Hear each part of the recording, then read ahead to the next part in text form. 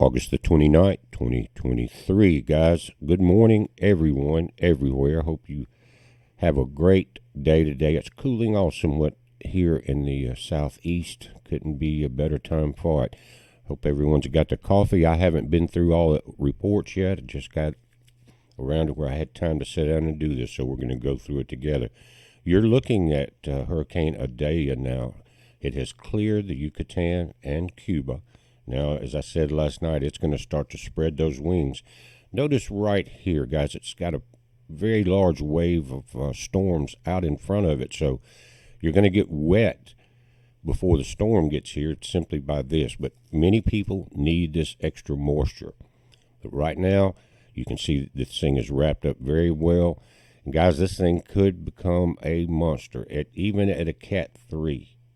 Again, I told you that Katrina was a 5 in the Gulf, came close to the mouth of the Mississippi River here as a Cat 4, but by the time it destroyed the coast for 150 miles inland almost, and power infrastructure, it was down to a 3. Now, but remember, I've talked about you can have a Cat 5 slow down to a 4, then a 3, but your outward momentum from the 5 is already in place. The larger waves, the larger swells, and that wind, even though the center is slowing down, it takes a little while for all of that to relate to the outer edges of the storm. This is what we have. Let's look at the infrared real quick. Now, you can see very powerful, very high storms. The clouds are real high here. You almost can see the center of circulation. It won't be long before we more than likely get an eye on this system. Got moisture following behind it, back down into the Caribbean. Again, being pushed forward in front of it is a lot of rain. And this is almost to the Tampa Bay area. Check it out. You guys, St. Pete Beach and these areas, Clearwater Beach, you should be seeing these clouds very clearly roll in this morning. Now we got, again, you can look at the bottom, maximum sustained winds at 80 miles per hour. Now, here's the big deal. It's going from moving north at 8 miles an hour to moving north at 14 miles an hour, almost doubled.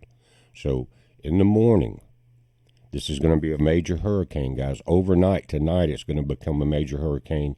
And again, this is just 1 hour after midnight tonight on Tuesday. I mentioned yesterday you got about 100 miles or so between this point and coming ashore in the Big Bend, so watch for a little bit more strengthening. Remember the Gulf Stream itself. Hurricane warnings up in the Big Bend in the red, tropical storm warnings in the blue, and all along this section of Florida, moving up into Georgia. Then you've got tropical storm watches up into the middle of South Carolina. Notice the storm hasn't changed much. We're starting to see the tracks come together. The one difference that I'm seeing, it's still coming out back out shore around the North Carolina-South Carolina border as a tropical storm. But notice this dip to the south right here. And we have seen these things come back around. If it doesn't, if it just dips to the south, Bermuda, you're just going to catch a little more weather than you wanted because of Franklin's out there. We're going to take a look at that. But 1 a.m. Wednesday here, 1 p.m. Wednesday, it's a hurricane on the Florida-Georgia line. So Georgia and all of the panhandle of Florida, pay very close attention to it.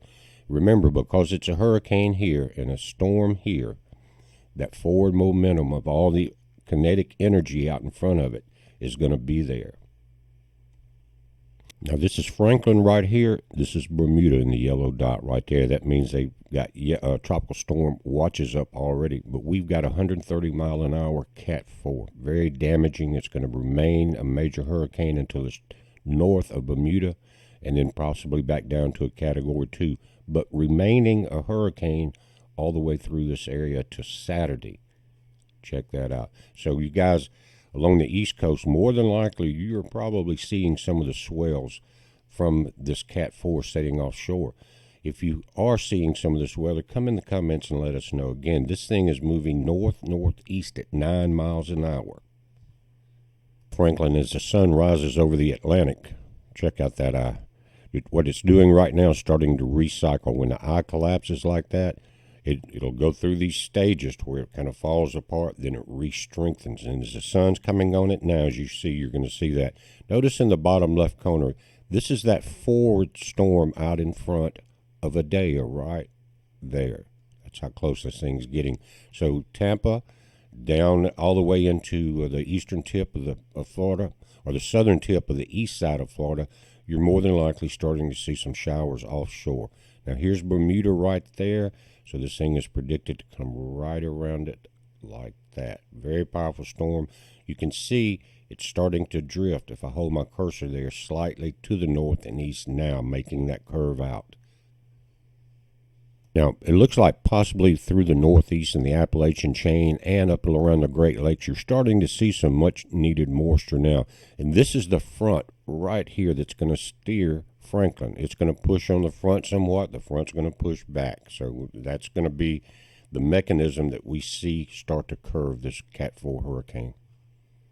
Now, here are the current spaghetti models of Idalia as of 8:30 Eastern Time, just 30 minutes or so ago, guys. Look at where the Navy model is. It was leading the southern edge of these lines down towards Tampa, but now it has moved a little further north, and the furthest north now, closest to Apalachicola, is the Canadian model. So we've got a drift from, say, this area up here. Things are tightening up, and you can see some of the models bringing the storm back around, just like we were seeing on some of the models. Up here is a Canadian model, and up here is the Navy model, and the Canadian model is looping down through here like this. Check that out. We have seen it before. I can't remember the name of the storms. Guys, if you can think of one that has made this loop before, put the name in there and we'll try to look it up and put it in the next video. But again, everything is drifting back to the left. One thing I can say about that is this hard right turn that we see many times coming into Florida could occur. But right now, our Canadian model is very close to Apalachicola. If it stays here, you'll feel it. But now to the right of this, going right up into this section of the Big Bend, it's going to kind of trap all of that water and wind into one area. So if I was anywhere east of Apalachicola, I'd be very careful with these storm surges. Now, this is another map. The first one's the National Hurricane Center. This one is from Sky Tower Radar, which is Fox 13 down in Florida itself. And I like it because it puts the timing and the time and the speed along with this. Again, the center of this is right in the middle of the Big Bend, but it is starting to drift north just a little bit. Right now, we are at an 80-mile-per-hour Cat 1. By 2 p.m. this afternoon, 100-mile-an-hour Cat 2. By tonight, after midnight, 120-mile Cat 3. Now, again, you got over 100 miles here. 10 more miles an hour is a Cat 4. After it comes ashore, this is 2 p.m. on Wednesday. You get back down to an 80-mile-per-hour Cat 1. Thursday at 2 a.m., it's starting to exit the South Carolina southern edge, or the ocean edge there, and you've got a 60-mile-an-hour Cat 1. It looks like it's not going to re-strengthen according to this, but we'll pay very close attention to it as it comes out and tries to do this loop. You're going Thursday, 2 a.m., again here off the coast of North Carolina as a, it's hard to read right there, about a 60-mile-per-hour storm, and continuing that to 2 a.m. here, and then Sunday by 2 a.m., 45-mile-per-hour tropical depression setting in this area. We're going to keep an eye on it. Again, they're saying also moving north at 14 miles per hour. 977 is the pressure, millibars, and here's your location. But guys, I cannot emphasize enough for everyone to try to get out of here. Now, a Cat 1 or Cat 2, you can kind of play around with a little bit, you know, for the people that go out and try to film this stuff. But a Cat 3, guys, more than likely, if you're seeing and you don't have some type of Weather Channel pass or something, they're going to be on you to evacuate anyway. Make it easier on yourself and try to move maybe a little more west, Pensacola area, Orange Beach, somewhere Mobile, and get out of the path of this, or either south. But you've got it's pretty easy along I-10. I've been all through this area many times. A lot of good places to stay, good hotels and things like that. So don't stay there. Now, let's take a look at this model, and this is the Canadian model. And remember, it was the furthest north, closest to the Apalachicola Point here, coming out of the Big Bend. Let's play this thing forward. You can see it, guys. Part of the storm right here, actually very close to the center of circulation, is... Now, let's take a look at the Canadian model. And what, if you remember looking back at the spaghetti models, the Canadian model was the one that was closest to Apalachicola right here. And we'll play this model through. I'll just kind of step it through today's date, the 29th. Coming up in here, strengthening, getting tighter in your millibar pressures. Right here, notice how close it is from Apalachicola right here. Now, we go forward right there. Look at that, guys. So this is where we started, remember? And I've seen it many times where a storm starting to come into the Gulf or the Caribbean, and we get a pinpoint on it, then it starts to drift left and right, and it ends up coming back to almost the same point of the original target. Now, again, right here off Apalachicola, step forward, slight bend, but guys, that's too close for comfort. But what it's going to do is put all the waves and the wind into this section of the northeast quadrant of the storm. And so everything in the Big Bend is going to feel a lot of incoming high tide current, winds. You're going to lose power, and it's going to get hot on you. So it would be a lot better to spend 3 or 4 days in a hotel, because if you work right in this area, more than likely you're not going to be at work for a few days until they restore power and other utilities. So just think about it, and let's play this through. Coming out through the Carolina border between North and South Carolina. And notice this, that drift back, guys. Check that out, right back into where it's coming from. We could have this happen to us. All the models are not saying this, but this is one of the most accurate. Look at that. So I take it back. Do not go south into Florida if you're going to evacuate for a few days. Go back over into the Orange Beach, Mobile, Pensacola area. Maybe a little further east than that, but at least that far. Perdito's a beautiful place. All of the above. That's my favorite part of Florida. You know, we've kept a boat there forever until Michael took out our 27-foot Hunter sailboat.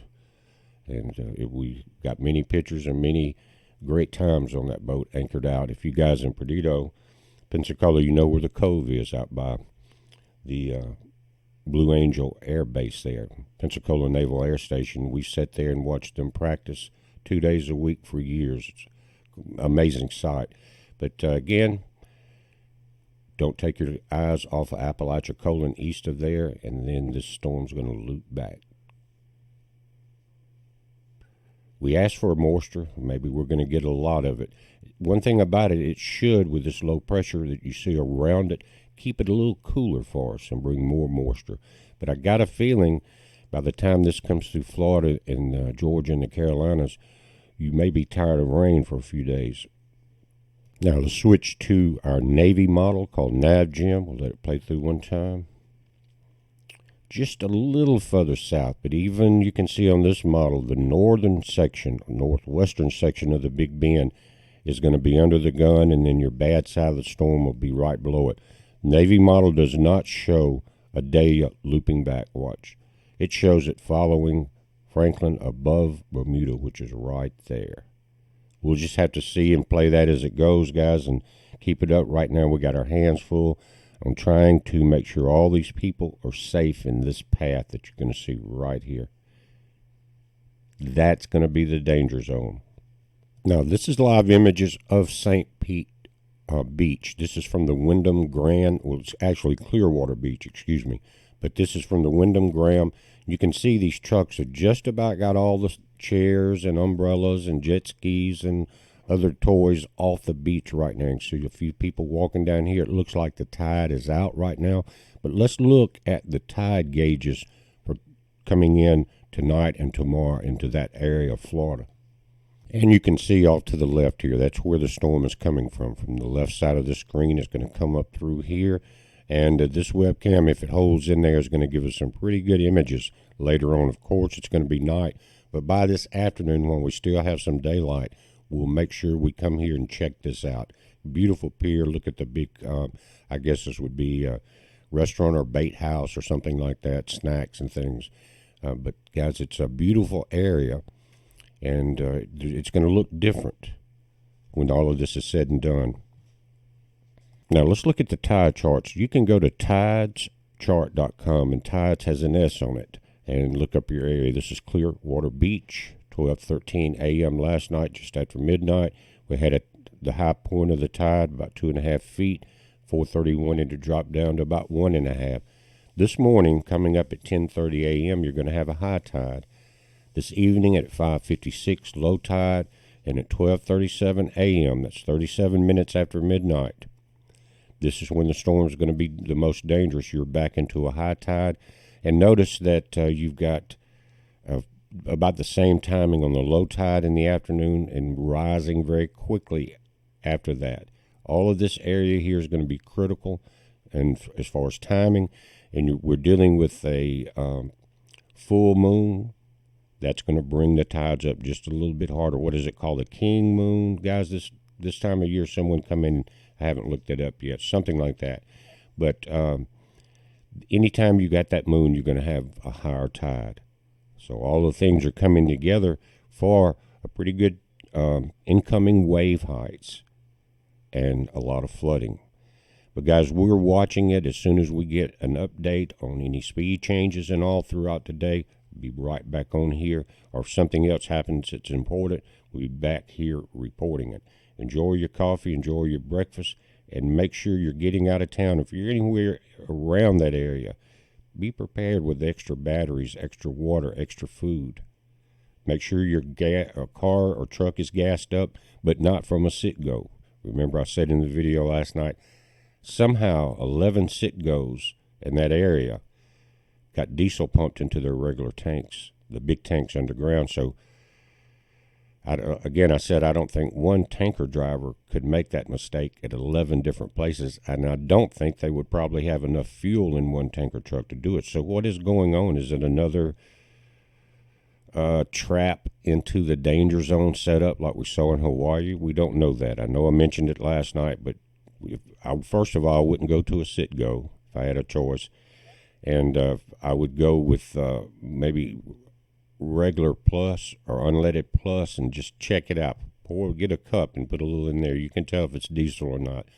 But guys, if I were you and I pumped that diesel into my vehicle, sit-go would be buying me a new motor or possibly a new vehicle. Just saying that cars are too expensive. It's the second most expensive thing besides your home, and right now it's very important for you to get out of town, and of course something like this is going to happen. We're watching it. You watch it. Watch for updates throughout the day. Be safe.